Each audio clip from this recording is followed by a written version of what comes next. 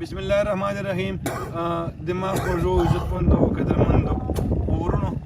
نن موږ دلته هغه نه راتلو جابوخې ننواتې سایډ نه دلته خزدان خیل په علاقې کې موږ ته د مربوطو یو نوجوان شاعر یو ملنګ انسان یو عظیم انسان محمد آفاق سنگار صاحب لاره ته راغی په فیسبوک او په شیشې باندې موبایل شیشې باندې خو یې ګورو خو موږ چې دغسې وکاته نو ډېر خوشحاله وسلو. دا یو نوجوان دا ډېر زنده دل انسان ده او مربوطو بارې چې وکښله غزل ویله او ما په فیسبوک باندې اورېدله نو ما وتله چې محمد آفاق بھائی سنگار صاحب دا موږ ته دغسې لایف هم وایي چې موږ ته بیا مخامخ هم وایي نو دلته مو یو په سایډ باندې کېناو او نن تاسو سره دغه شی شیر کوو او دوی خپله بي ایس سي کړې ده او بیا ایم ایس سي زوالوجي چې بیا سبق پرې شوی ده او ماشاءالله نور هم دیني علوم یې هم حاصل کړي دي او شاعري سره شغف هم لري شوق هم لري. نو تاسو محمد آفاق سنگار صاحب چې غزني خیل علاقې سره تعلق ته کلي سره تعلق ته او نن موږ دلته په خزدان خیل په ډګر باندې ناست یو او د کلام اورو. ډاکټر صاحب ډېره مننه او مینه. موږ خو دومره تکړه شاعران نه یو خو تاسو ډېره مننه کوم ما سره الفاظ نشته چې تاسو شکریه ادا کوم حاجي صاحب تاسو ډېره مننه چې زه خو تاسو قدم خاورئ تاسو موږ مشران یو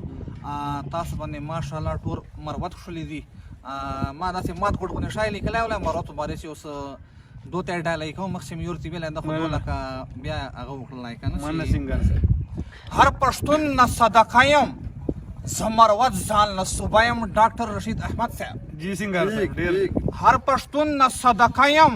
زه مروت ځان له صوبه یم د ښېګړو مجموعه یم زه مروت ځان له صوبه یم او بنوچي دي که وزیر دي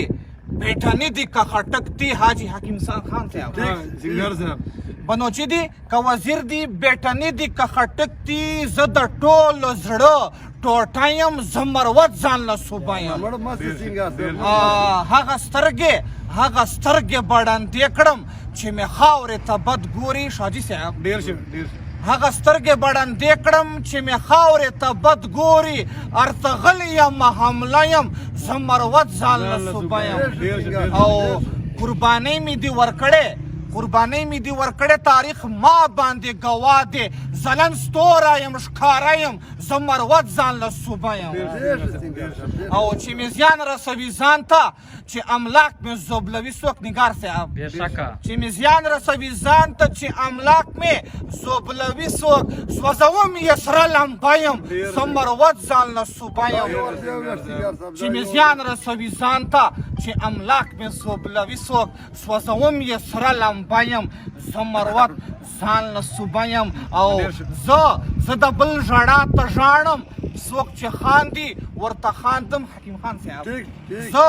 زه د بل ژړا ته ژاړم څوک چې خاندي ورته خاندم زه سنگار څه عجیبه یم زه مروت ځان له صوبه یم زه سنگار څه عجیبه یم زه مروت ځان له صوبه یم. دا ملګري هم ولاړ دي د خزدان خیل کلي عزتمند مشران تبلیغ وال به چې راوله دا تبلیغ وال دي که نه. السلام علیکم.